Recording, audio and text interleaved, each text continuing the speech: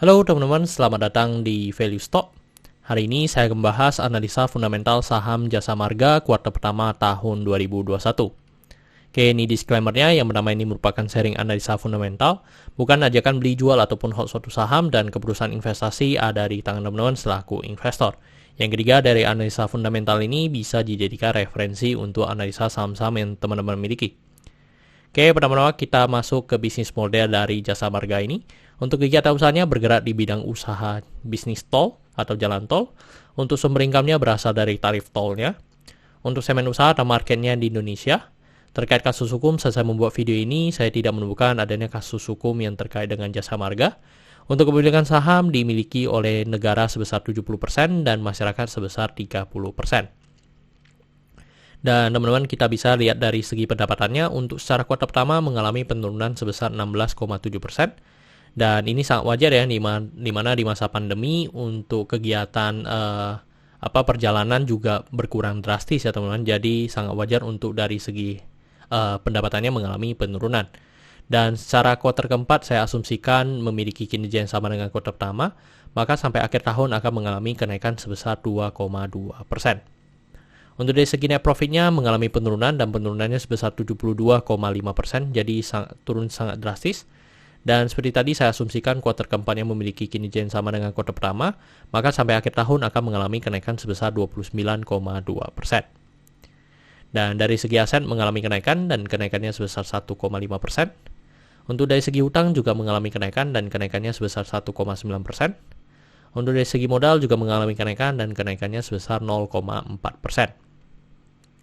Dan teman-teman, ini merupakan summary laporan keuangannya dari 2014 sampai 2021. Di sini saya akan banyak membahas tentang rasio keuangannya yang bernama adalah MPM atau Net Profit Margin. Untuk 2021 ini sebesar 4,62%, jadi mengalami kenaikan dibandingkan dengan tahun sebelumnya. Tetapi masih sangat jauh ya teman-teman dibandingkan dengan tahun-tahun sebelum COVID. Terus untuk dari segi EPS-nya di 89 dan membuat pernya di 41,62 kali. Jadi untuk dari segi per mengalami kenaikan signifikan. Kenapa? Karena dari segi harga sebenarnya mengalami penurunan, tetapi masih kalah ya dibandingkan dengan penurunan EPS-nya yang sangat signifikan. Terus untuk dari segi book value sekarang di 3411. Dan kalau kita bandingkan dengan harga sekarang, maka kita bisa menekan PBV-nya di 1,08 kali. Dan ini merupakan PBV yang paling rendah semenjak Jasa Marga didirikan ya teman-teman. Terus untuk dari segi DR-nya di 3,24 kali. Dan untuk dari segi DR ini juga mengalami kenaikan dibandingkan dengan tahun sebelumnya. Dan ini untuk dari segi DR di angka 3 ini sudah 5 tahun terakhir ya teman-teman. Terus untuk dari segi ROE-nya di 2,6%.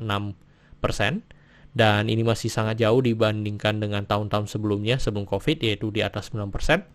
Untuk dari segi ROA-nya di 0,61%. Dan teman-teman, saat saya membuat video ini untuk harga sahamnya di 3690. Dan dari analisa fundamental saya bisa menekan nilai intrinsic value-nya sekitar Rp4.000. Jadi masih memiliki margin of safety 8,4%. Dan ini kesimpulannya, yang pertama dari produk dan jasa saya berikan oke karena saya melihat perusahaan ini mampu bertahan 5-10 tahun ke depan. Untuk GCG saya berikan oke karena tidak memiliki kasus hukum. Yang kedua, memiliki pemegang saham mayoritas. Untuk revenue saya berikan oke karena walaupun mengalami penurunan tetapi belum 50%, tetapi net profitnya saya berikan no karena penurunannya sudah lebih dari 50%. Untuk dari segi aset saya berikan oke karena mengalami kenaikan. Untuk liability saya berikan no karena DER-nya di atas 1. Untuk book value saya berikan no karena harga jual sekarang masih di atas harga book value-nya. Untuk sektor saya juga berikan no dan itu karena liability-nya juga no. Dan memang tidak ada hal yang perlu kita concern ya teman-teman dari sektor ini. Untuk ROE saya berikan no karena di bawah 9% atau 2 kali bunga deposito yang saya anut. Untuk margin of safety saya berikan oke karena positif. Untuk dividen saya berikan oke karena selama 5 tahun terakhir untuk Jasa Marga ini masih sangat royal memberikan dividen kepada investornya. Oke teman-teman, jadi kesimpulannya adalah 6/11 dan pertanyaannya adalah apakah saya akan membeli saham Jasa Marga ini. Mungkin teman-teman ketika mengalami penurunan lebih lagi itu akan consider saya untuk masuk ke Jasa Marga ini. Tapi memang untuk sementara dari segi net profit ataupun dari pendapatannya memang akan sangat berkurang ya karena di masa pandemi seperti sekarang. Oke teman-teman, saya rasa cukup sekian untuk video kali ini. Jangan lupa untuk like dan subscribe. Jangan lupa juga untuk follow saya di Instagram saya di royken13. Dan teman-teman, saya ada membuat grup Telegram. Jadi teman-teman bisa join grup Telegram saya di Value Stock. Untuk linknya teman-teman bisa dapatkan di deskripsi di bawah. Dan jika teman-teman ada kode saham yang ingin saya buatkan analisa seperti ini, silahkan tinggalkan di kolom komentar untuk kode sahamnya. Oke teman-teman, see you in the next video. Bye-bye.